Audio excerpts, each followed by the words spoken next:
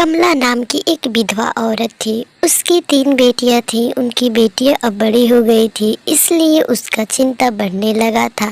वह अपनी बेटियों का पालन पोषण करने के लिए गांव के स्कूल में झाड़ू लगाने का काम करती थी, क्योंकि उसके अलावा उसके घर पर और कोई भी नहीं था जो उन्हें कमाकर खिला सके।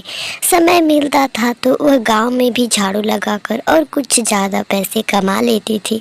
फिर जैसे ही शाम का समय होता था तो कमला गांव और स्कूल में झाड़ू लगाकर और जो कुछ भी पैसे कमाती थी सामान खरीद कर घर पर लाती थी और फिर उसको खाना बनाती थी। कमला को हमेशा चिंता रहता था कि उसकी तीनों बेटियां बड़ी हो गई हैं, उनका शादी कौन करेगा। लेकिन उनकी बेटियां बहुत ही समझदार थी और हमेशा उसे समझाते रहती थी कि आप चिंता ना करो। फिर ऐसे ही एक अगली सुबह की बात है, जैसे कमला गांव में झाड़ू लगाने के लिए जाती है, तब गांव वाले कहते हैं कि आज हम अपने हाथों से झाड़ू लगा लिए हैं, आज तुम्हें झाड़ू लगाने की कोई ज़रूरत नहीं है।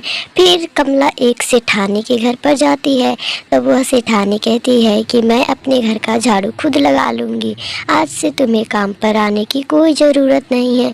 कमला इस बात को सुनकर बहुत ज़्यादा दुखी हो जाती है और वापस अपने घर के बालकनी में आकर बैठकर और वहाँ पर चिंता जताने लगती है कि अब कहाँ से पैसे आएंगे और हम क्या खाएंगे, हमारे पास तो कुछ खाने के लिए भी नहीं रहता है।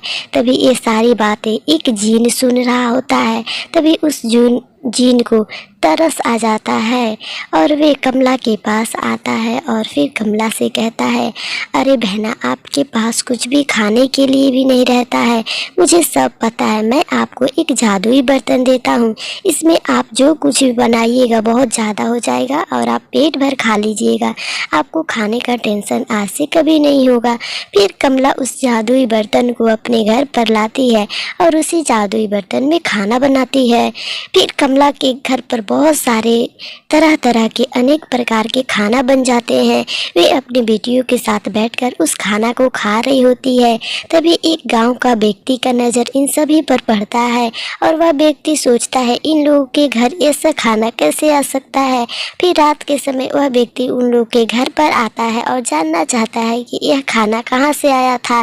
तभी वह देखता है कि उसके घर में बहुत ही अच्छे अच्छे बर्तन रखे होते हैं। कमला का नज़र उस आदमी पर पड़ता है। कमला सोचती है, अरे तुम मेरे घर में क्या कर रहे हो, मेरे घर से चले जाओ। तभी वह आदमी गुस्से में आकर और कमला को चाकू मार देता है। चाकू मारने की वजह से कमला का मौत हो जाता है और वह आदमी उसको चाकू मारकर उसका जादुई बर्तन लेकर भाग जाता है और फिर कमला चुड़ैल बनकर उसका पीछा करने लगती है।